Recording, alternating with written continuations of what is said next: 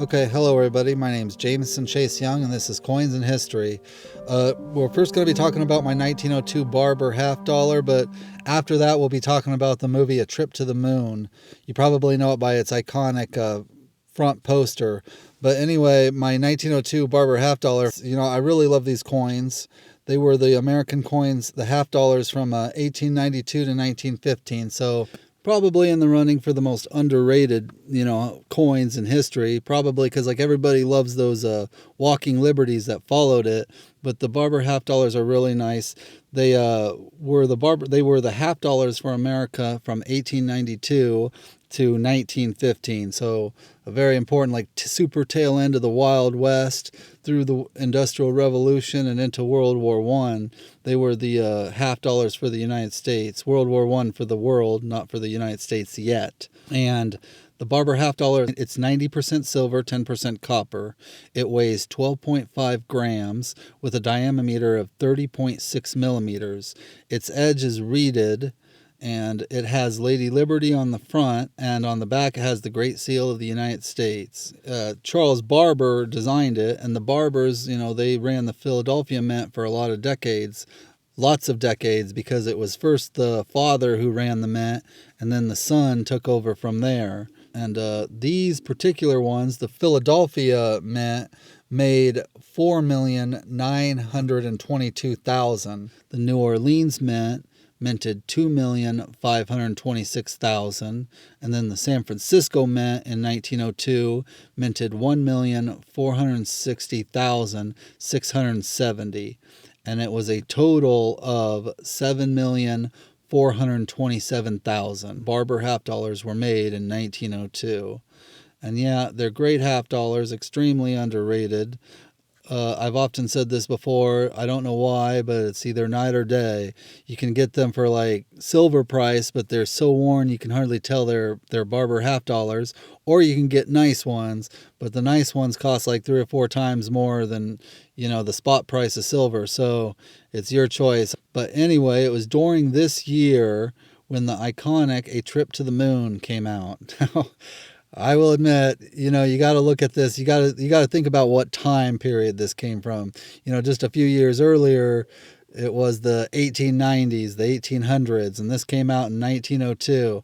To us, it would look like a junior high play because it's a little bit cheesy, but for 1902, it was miles and miles ahead of its time. It was directed by a man named George Mealy's, and it was inspired by the Jules Verne novel From the Earth to the Moon that came out in 1865. And then that book had a sequel book called Around the Moon, came out in 1870. Then the film follows a group of astronomers, and they shoot themselves to the moon. Their bullet-looking spaceship, they load it up in a cannon, point it at the moon, and shoot it off. And then when they get to the moon, it's kind of like Earth. They're patrolling around the surface, and they don't need astronaut suits. They don't need air-breathing machines. I don't know if they didn't know that you couldn't just walk around the moon back then, or if maybe they knew, but they just didn't really want to calculate that part in. But yeah, they're just walking around out in the moon like normal. There's vegetation all over the place. And then when they take a nap, why? How does that fit into the story? I'm not sure, but they take a nap, and the sky is what we'd kind of consider pretty cheesy. The Milky Way stars have faces, actual human faces. And then there's stars and people sitting on the planets and stuff. And then they run into a group of people called the Selianites. Now, Selianites, that's actually a Greek mythology word. It's some type of lunar god, but these Selianites are moon Martians. They're the people who live on the moon, and they have kind of a little bit of a battle with these guys. And I don't when they hit them with their sticks, these guys kind of, so to speak, blow up in a puff of smoke. And yeah, they're constantly in a struggle to escape the Selianites that live on the moon. And then they get back in their bullet spaceship and fall off a cliff into the ocean. Somehow that brings them back to Earth. I don't know how, but it does. And they also bring with them a captured Selianite. So the movie not only was directed by George Mealy's, it was written by him, it was produced by him, it was starring by him. He also did the editing.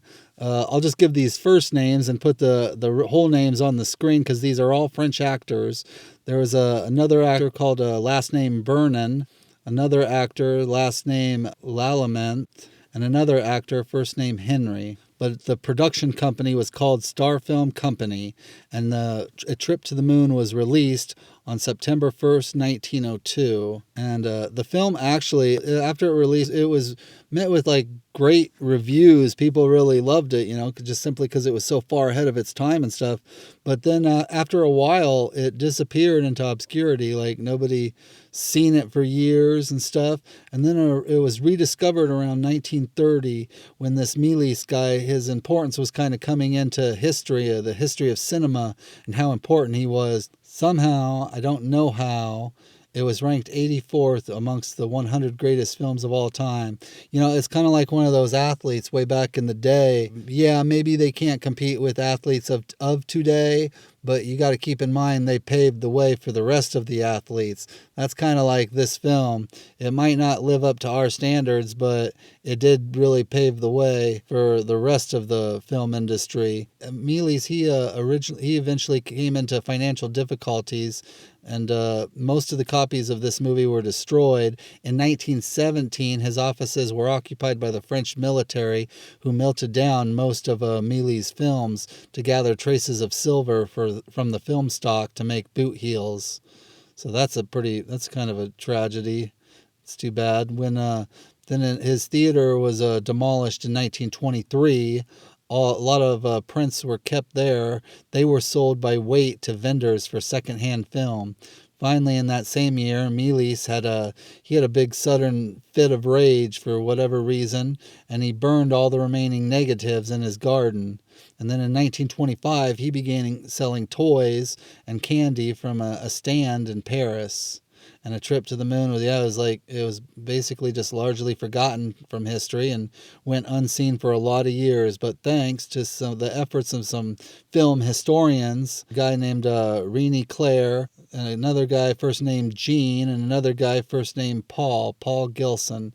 These guys worked really hard to find a copy of it, and they found a copy of it. And Mealy's and his work were rediscovered in the late 1920s. Mealy's was eventually given a filmmaking award, the Legion of Honor, in 1931. And yeah, the film's even if it isn't up to our standards, it is a silent film, and even if it isn't up to our standards, it's not too long. So if you ever want to watch it, you can watch it, and you won't waste too much time. But it's pretty cheesy up to our standards, and a lot of the actors who starred in the film, nobody really even knows because they didn't even list all the people in the end credits. Most people don't know the movie, but they know the iconic poster of the big bullet sticking out of the moon's face. But anyway, it was this film that was coming out in 1902 when the Philadelphia 1902 Barber Half Dollar was being minted. So it's a pretty amazing piece of film history, pretty amazing piece of American history, these Barber Half Dollars, and the entire Barber Half Dollar run is a pretty amazing time period in American history. Anyway, I hope you found this enjoyable, and if you enjoy these videos, please like them and please subscribe to the channel. My name's Jameson Chase Young, and this is Coins in History. Thank you for watching.